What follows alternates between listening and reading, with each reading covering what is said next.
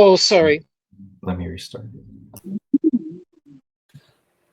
Yeah, so the idea is that basically you have to feel aloof just in remembering. So if you remember, hey, Hugh told me to do something different, that act of remembering automatically makes it a transpersonal, transcendent experience, because then you're standing above what you normally do.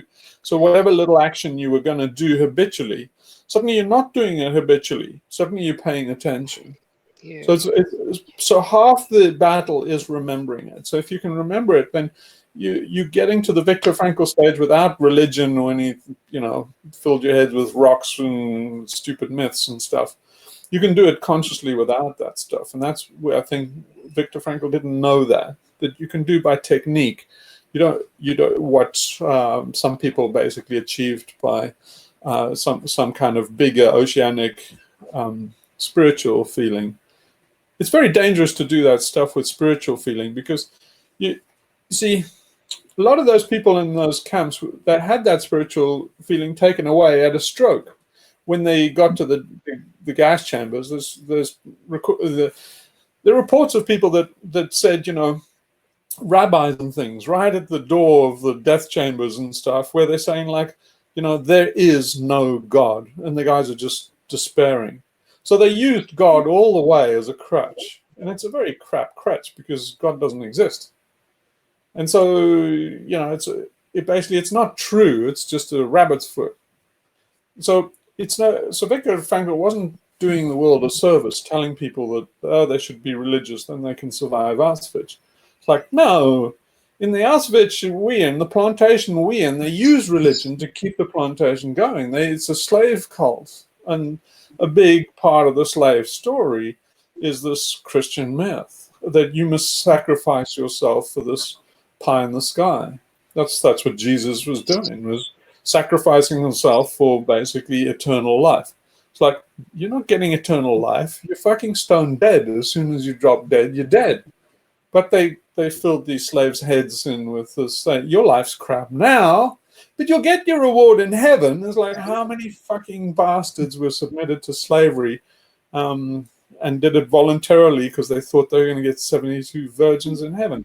It's like, it's obscene. It's obscene. Religion is just disgusting. So Viktor Frankl wasn't doing anybody any favors. No, I got to admit, I didn't go very far into Frankl, but I think sometimes I've noticed that people don't have the language to express spirituality as distinct from religion, and they tend to talk in religious terms when that isn't actually really what they mean. I don't know how much extent that would apply to Frankl or not. I really don't. I just want to go back to where you were talking about military training a little while ago, because there seems to be a parallel there, that you were the one in that group of people who was able to have the transpersonal view of it. And there's got to be a parallel there with the concentration camp thing, is that a few of those people were able to detach themselves from the immediate situation and see it from a different perspective. But they were very far and few between. See, you marched into that situation. You had already had substantial stuff in your life before you even began military training. You were coming into that place with head and shoulders above all the other people who were there. In a way, you had this sort of unfair advantage. So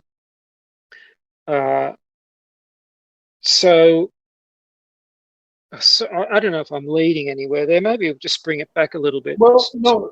So the unfair advantage I had was that the school system I went to, the private school system, which was, like I mentioned, was based on the English feeder system for the empire, and it was an imperial schooling system, and then that toughened you up for the army. That's what they're doing. So So when you got to military training, the people that went through my school and that, we thought it was kind of like a cakewalk because we'd had so many years where we were very analytical and we knew exactly what the school was trying to do and what the program was, and we were kind of veterans of screwing the system. And yeah, we had a definite distance in our minds from the system, and so we were kind of amazed that people took it so seriously because we just thought the system's the system. One of the Yeah, things but though, you'd yeah, already go on. gone through the school of philosophy or whatever your other school was called, with your guru and that. Yeah, yeah, You already had that under your belt as well by the time you got to yeah. the military. Yeah, that's more what I was thinking of. But There were some guys that I knew that they got through it with they had some Buddhist training, and so they got through it just because they could detach their minds from it. So that was their way of getting out. So yeah, but the idea of taking it personally, it's very funny how these systems work. The instructors could tell if they were getting to you or not.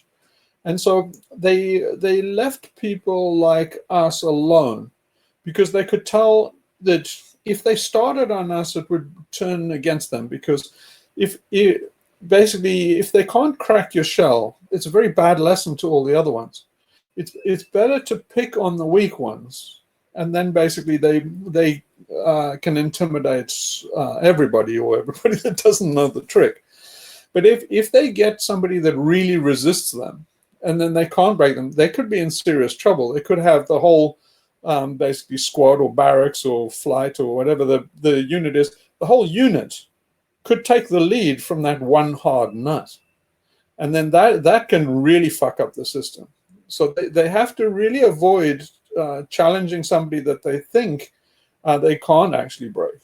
So if they realize, they give you a little testing run, and if they realize, okay, this guy gets it, they have to make you an officer, because basically there's only, if you work against the system or are able to work against the system, that is the end of the system. The only thing they can really do is, make you an officer and make you responsible for the system. But for the average Joe that will be intimidated by the system, they will basically be on part of the lower ranks, and they'll basically be the instruments of the organization. So, but if you can stand aloof from it, they'll make you an officer because you can act, and so that's one of the primary things they're trying to do. Yeah. So basically, you're saying that if you arrive in the army setting or the workplace or whatever place of slavery that exists in our society, if you are not prepared, awakened, or trained in a proper way, the dice are cast, more or less. And No? not even trained. Just if you know what I mean, it's 10 minutes explanation. If you just believe it, and it's 10 minutes explanation to say, oh, this is all a load of crap. And if you hear it and understand it, that's all it takes. Yeah, It's but just what that I'm saying is people that believe in the system. you're talking about exceptions, like real friends. Let's say, for example, your group of people, who your guy with Buddhist training, you and a few who have been to these schools, etc. Okay, maybe you were toughened up and maybe your eyes were opened young in formative years, but the majority of human beings who are cast into this life are formatted at a very young age to be unable to see the cage and to be able to No, not. no, you can break out of it like Yeah, that. but So basically, why it would wasn't. you? Why We would weren't you? different. I'm We doing weren't. the devil's advocate, but why would you if you are not, if you haven't been educated or trained? Why would No, you? it's not a long process. It's basically, culturally speaking, instantly. So the reason why the boys at my school weren't inculcated is because it was part of the culture. So you could get any one of the other guys in the military in the first day. If they were brought into our school in the first day, they'd be like, they would see something that somebody would break the rules and stuff egregiously, and they'd be horrified because they're sheep, and we'd give them complete anxiety attack to say, "What the fuck did you just do?" I said, "Yeah, I just laid a turd in the the teacher's drawer," and they go like, "What the fuck, are you crazy?" And he said like, "Yeah, it's but what he deserves." Basically, tell him and I'll fuck you up. And then basically the person would be like, you can't do that. But it would last for one day. Then eventually they'd see, oh, you can do that? Then they're basically, it's gone like a snap. Just the fact that they see it, it's gone. It's a kind of a spell. I don't know. I did the same as you in my school. It was pretty strict, and I never stopped disrupting and breaking and doing things like that. Not as far as a turd in a drawer, but might be worse than that actually sometimes. And I had lots of people around me who were looking at me being the troublemaker and disrupting everything and questioning everything. But I followed a lot of those people throughout their life, and they became obedient little slaves of the system. And even though by being exposed to my misbehaviors and they just didn't get it. Do you know what I mean? Oh, okay, so the general categories, right? So the very first category are the sheep. And the sheep are under a spell. You can break that spell instantaneously, just by example, just with a snap of the fingers. Basically, that spell is easily broken. It doesn't need long years of training or anything. Then there are the rebels. The mistake that rebels make is that they work against the system. And the system has mechanisms designed into it, and basically it grinds them down. So there's a saying like, non carborundum. How does that saying go? It says basically, don't let the buggers grind you down. It's this bit of pig Latin we used to say, non carborundum nihilus something or other. But I can't remember. But anyway, it was fake Latin for don't let the buggers grind you down. And so what the rebels do is they go beating against the system, and the system grinds them down till they're obedient. Then there's the third kind, which is I'm trying to tell you to be. And that is the buggers who the devious ones of the lot, that appear to be pro the system, but are working to undermine it in secret. Those are the seriously dangerous ones. Because they never get ground down, they get promoted. So I always got promoted. And they didn't know that I was working against the system. I know, me too. I always was first of my class, got all my things and exams and everything. They couldn't kick me out because I had too many good results and schools and everything. But I am who I am now. That's fine. But I'm talking about the people around me didn't seem to go that way, even though we were doing stuff together. You see, they knew that I was operating as a complete stealth inside everything I was in, whether study or group or anything. But I am still surrounded with people I knew from a long time ago, and we're just on two different planets when it comes to understanding the system. And so people eventually make the devil's bargain, right? They sell out. So people are trying to take the easiest path, and at some stage they say, look, it's just easier to just go to the Chestnut Tree Cafe and play ball. And it's Winston Smith's thing that they basically sell out. Now, that's fine in the normal course of events, but where we're at in a broader picture now is that in a global scale, we don't get to sell out. The system is going to take us right over the precipice. So the easy option is not the easy option. The easy option is the fatal option. And I think more and more people will start to realize that. And then when people are ready, they say, okay, we're shorn of all these delusions. We know that these people are not going to stop the system, and the system is absolutely fatal for us on the planet. Then what do we do about it? And you say, well, that's easy. You start a wrecking campaign and stuff. Basically, not for any results, but just because it's the right action. Basically, once you realize, okay, I get it. We're in Auschwitz, and what do? Say, man, there are a lot of things to do. Auschwitz really needs and functions with everybody doing their job. So everybody's got to be a little Eichmann. Everybody does their job. If those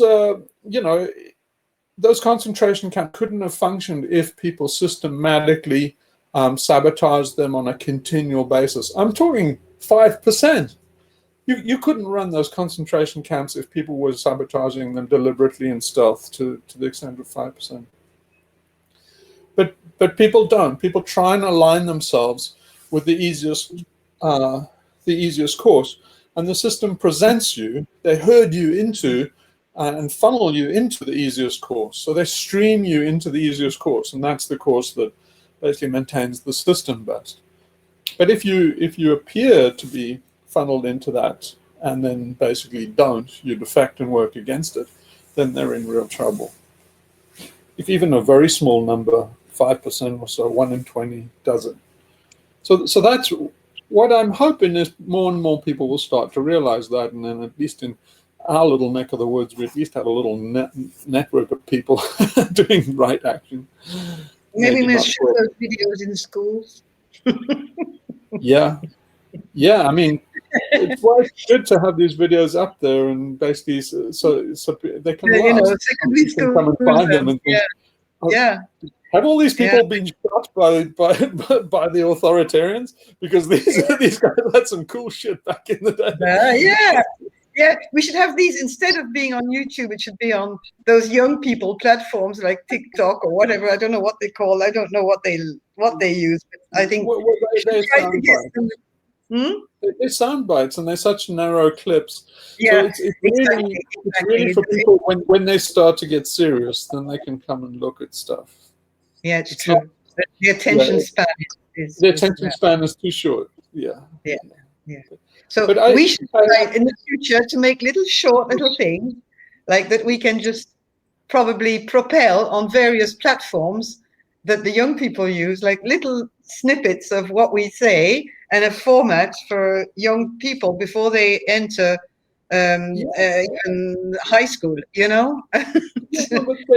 they can be trailheads for into the arc, basically. All those trailheads to lead them. Yeah. Mm-hmm. But anyway, I said I'd go on Black Bear, basically based on that thing I did with that Kevin did with Roger Hallam, and then I posted my response on Med. So he read it and he said, can you go on Black Bear now? So I'm going to go right now. Okay. You're going to go? I'll watch you there then. Yeah. Cool. Okay. All right. Well, that was cool. Where are you going? Black Bear News. On Black Bear News, Kevin's He's going to have a live discuss stream. that, Roger Hallam. Will that be recorded? Yeah, it'll be on Kevin's channel. Okay. Yeah. Should be live on his channel now. I better get going. Kevin, which Kevin? Kevin Sandblum? Kevin Sandblum. Yes. Okay. Yeah. Okay. Just look for Black Bear News. So if you just search for that. Yeah, or I can send you the link, or I'll watch it. Yeah. Well, it will have to happen before my digital detox, hopefully tonight. Okay. Well, thanks everybody. Thanks, Hugh. Thanks everybody. Okay. It's close to everyone. Wait, I have a question. It's called Black Bear News, BLACKBEAR. Yeah. Black Bear, yeah, okay. yeah. It should be easy to find. Yeah. Or search for Kevin Sandblum. You'll probably get something if you can't find it. Yeah. Okay. Okay. Bye. Bye. Bye. Bye. Bye. Break a leg.